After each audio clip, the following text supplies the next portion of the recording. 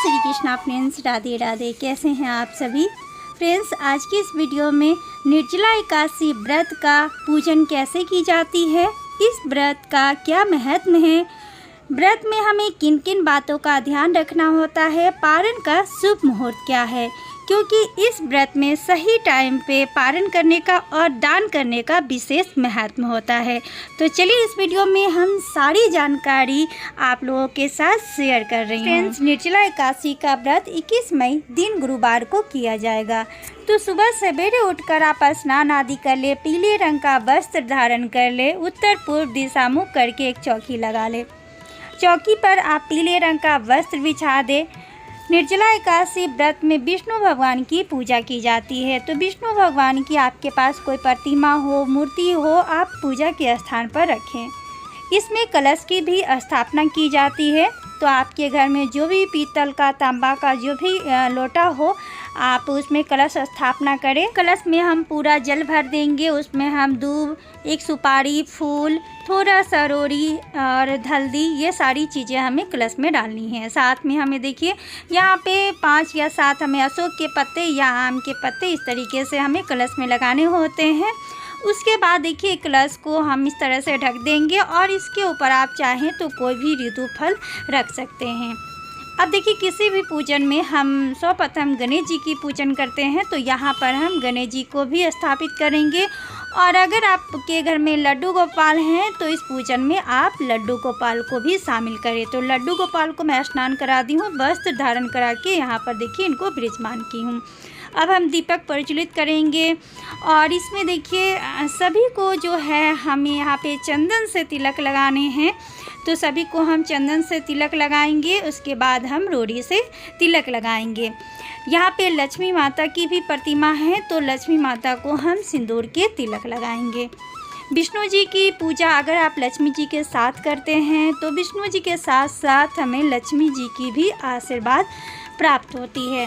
उसके बाद देखिए हम गणेश जी को धूप चढ़ाएंगे। उसके बाद हम जो है इन्हें वस्त्र स्वरूप कलावा अर्पित करेंगे। और यहाँ लड्डू गोपाल को मैं वस्त्र पहले से ही धारण कराई हूँ और विष्णु भगवान को भी हम जो है कलावा से वस्त्र धारण कराएंगे। उसके बाद हमें जनेऊ अर्पित करनी होती है। तो गणेश जी को और विष्णु जी को हम जनेऊ अर्पित करेंगे।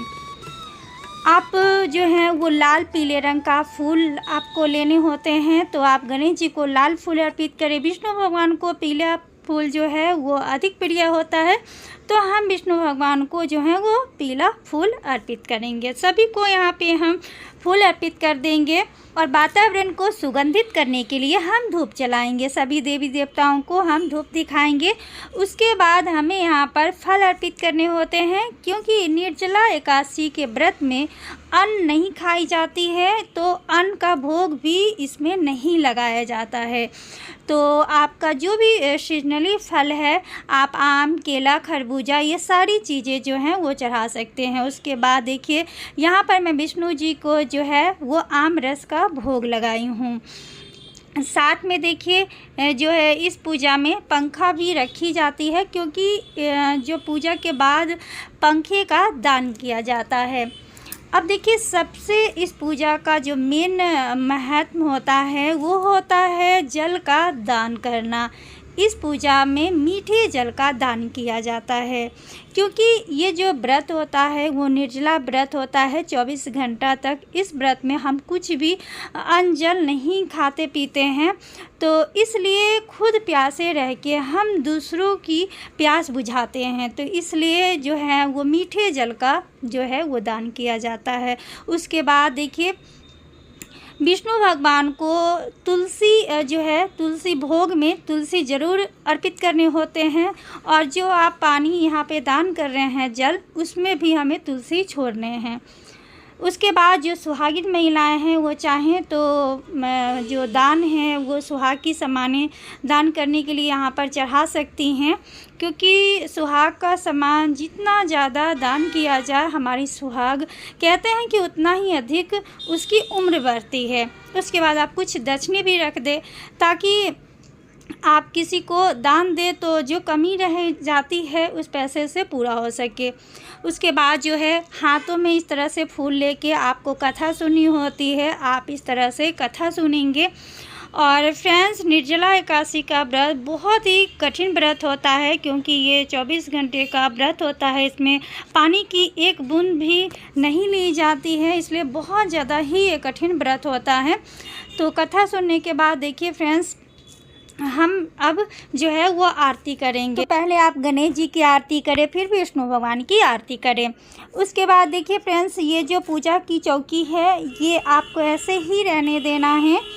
और अगले दिन जिस दिन आप पारण करेंगे उस दिन आपको फिर से पूजा करने के बाद जो है वो ये सारी चीज़ें दान के लिए आपको निकाल देनी है, या आपको पहले दान कर देनी है, उसके बाद ही आपको पारण करने हैं। तो पारण का शुभ मुहूर्त क्या है? और पारण का जो शुभ मुहूर्त है वो है 1 जून सुबह 5:30 से 8:09 तक।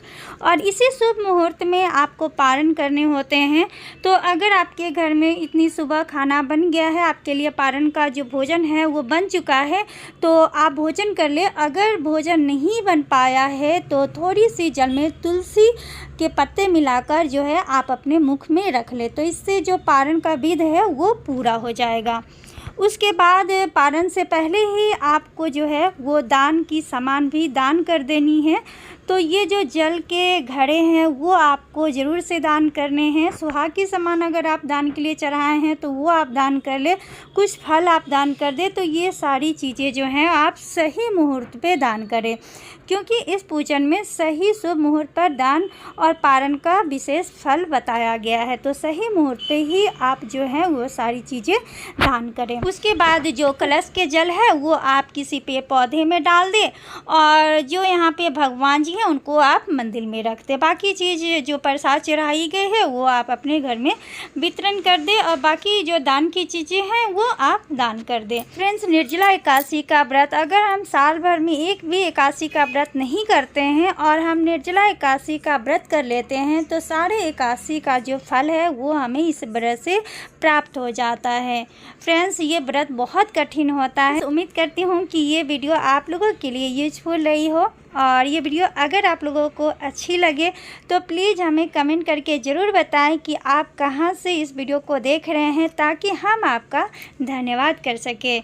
वीडियो देखने के लिए और अपना समय देने के लिए धन्यवाद।